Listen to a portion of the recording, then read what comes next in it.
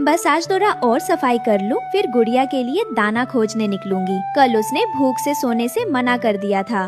तभी सामने से कालू कौवा और गोरी कौवी आ जाते हैं।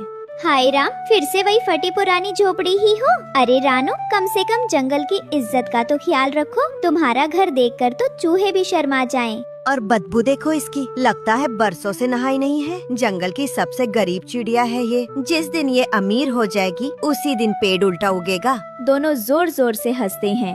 तुम्हारा घर देखकर तो मेरा बच्चा जग्गू भी डर जाता है। कहता है मम्मी मम्मी भूतनी कहाँ रहती है, और मैं कहती हूँ रानो की झोपड़ी में।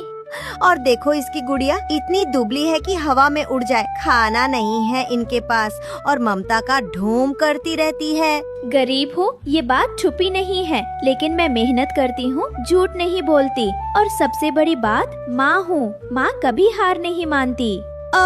ये माँ का राग फिर से। अब जंगल में ममता बेचकर कोई सोना खरीद लेता है क्या? गुड़िया बेटा चलो अंदर, ज्यादा धूप में रहोगी तो बुखार आ जाएगा।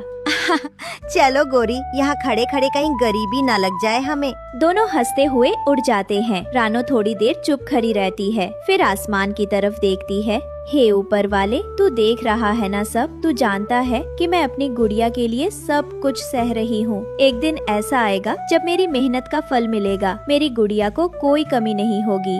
अचानक बादल गरजने लगे, तेज बारिश शुरू हो गई, झोपड़ियाँ टूटने लगी। तेज हवाओं ने जंगल की हर टहनी को हिला दिया और फिर शुरू हुई भयानक बारिश। बूंदे नहीं, मानो आसमान से झरना गिर रहा था। कालू, दरवाजा बंद करो, पानी अंदर घुस रहा है। गोरी, घर की दीवारें हिल रही हैं। लगता है ये झोपड़ी अब ज्यादा देर नहीं टिकेगी। पानी छप्पर से तेजी से टपकने लगता है। जग्गू बेटा कहाँ है? जग्गू को उठाओ जल्दी। घर के कोने में छोटा सा जग्गू कौवा एक कोने में छिपा हुआ था। मम्मी मुझे डर लग रहा है, ये आवाजें क्यों आ रही हैं? गोरी पकड़ो इसे, मैं छत को देखता हूँ। एक जोरदार आवाज होती है, धड़ाम। झोपड़ी का एक हिस्सा गिर जाता है, लेकिन सब कुछ तेजी से बह गया और कालू और गोरी पानी में बह गए। जंगल में अफरा तफरी मच गई। कुछ घंटों की बारिश के बाद जंगल शांत था। एक कोने में टूटी झोपड़ी के मलबे के पास जग्गू कौवा भीगा हुआ, कांपता हुआ घुटनों में सिर छिपाए बैठा था। Mummy papa